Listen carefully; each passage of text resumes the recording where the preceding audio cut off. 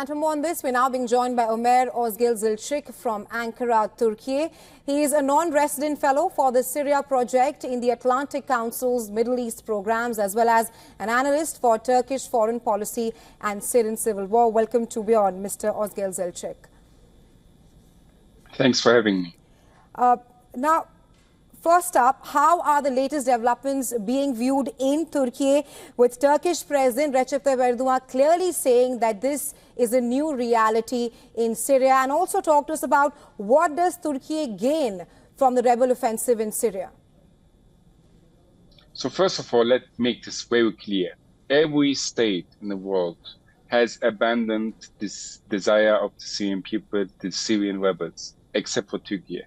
And now this Turkish approach pays off. We see that after everyone losing hope that the Syrian rebels will be able to topple the Assad regime, that they have succeeded in this. And now the second biggest winner of what's happening today, after the Syrian people themselves, is Turkey.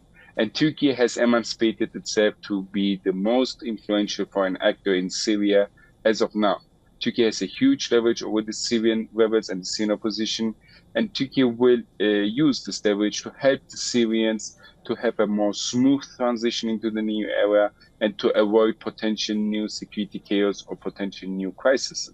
So Turkey will play here a constructive role. And you should not forget that 3 million Syrian refugees have lived in Turkey. And if we count the ones who lived in Turkey and went to Europe and the ones who lived in Turkey and returned back to Syria already, the number is reaching up to 5 million. And Turkey has protected 5.5 million Syrians inside Syria as well.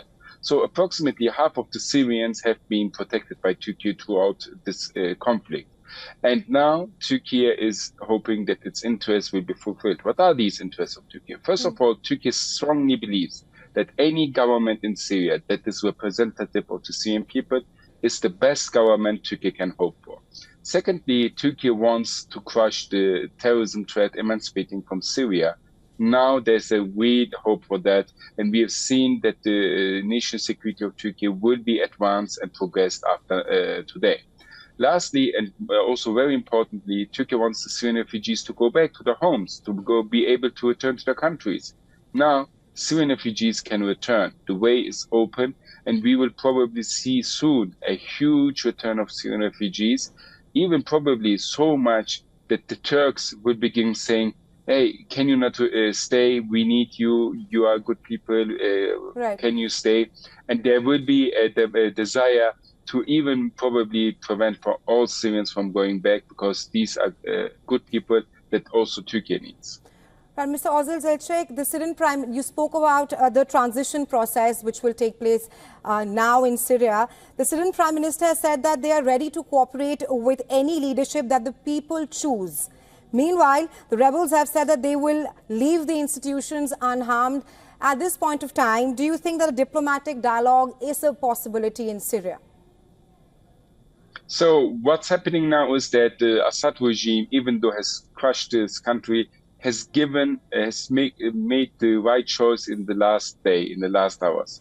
If the Assad regime would have fought for the capital of Damascus of Syria and would have destroyed the capital in this fighting, we would have seen another Syria. But by choosing to leave the country or fleeing and opening the way for negotiations and a peaceful surrender between the Syrian rebels and the remaining of the Assad regime, now we have a more smooth transition probably. And the bureaucrats and the technocrats of the Assad regime will probably play a role in this transition period.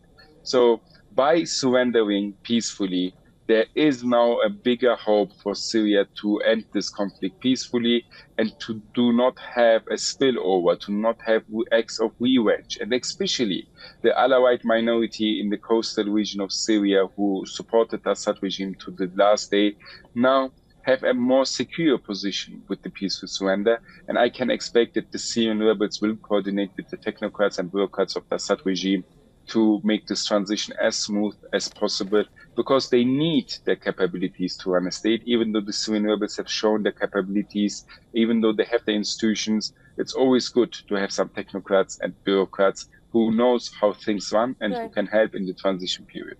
Right. I also want to talk about why did the rebels choose to overthrow the Assad regime now. We saw whatever was happening in Syria move forward very rapidly after they took over Aleppo, Hama, Homs, and now they are at the foothold of Damascus. So my question to you is that why did they choose to overthrow the Assad regime now, which is the ultimate goal? So what happened is that the Syrian rebels were hoping for this for years, and it was, in the end, the Turkish green light that enabled all of this. Turkey has tried to reach out to Damascus and convince Damascus for a political solution in Syria, but this failed. After its failure, Turkey gave the rebels the green light, and we see that the regime is no longer. And the Syrian rebels have used this period of time quite carefully and successfully. However, in the end, it was more of the Syrian people than the Syrian rebels themselves who entered Damascus. We have seen that with the collapse of the Assad regime, that people, civilians, have gone into the streets, that they have taken up arms, they have taken control over areas in Damascus, even before the Syrian rebels arriving in the capital of Syria. This shows that the Assad regime did never have a popular support base that is sustainable. The Assad regime was a weak, hallowing regime. And once people have seen that it's not able to withstand the rebels at once, they have taken matters into their own hand. And the Syrian rebels have still yet to arrive in Damascus. They are very close, but the people inside Damascus have already taken over the city. Right. While they are yet to arrive in the Syrian capital city of Damascus, the rebels have claimed to have taken control of the notorious prison near Damascus, and they've also freed at least 3,500 inmates from there. Is that a point of concern at this point of time? So the Satnaya prison is a notorious prison for torture, for killing of regime critics. So we know that the Assad regime has used Satnaya not only to torture civilians, but also to silence the opposition. We know that Satnaya is a symbol of the regime's brutality, and releasing the captives there is something good. Because anyone who is in Satnaya should not be in, even if he is a criminal, because the torture, the treatment, and the killing, and the inhuman environment and the inhuman situation there is just not acceptable and it's not within human rights. So there is no reason for concern. The main reason for concern is now how the Syrian rebels will manage this post-Assad period. And I think here, foreign countries, the Arab states, Turkey, the European Union, the United States, and even Iran and Russia have to play a constructive role to make this as smooth as possible and to avoid potential risks and potential reasons for concern.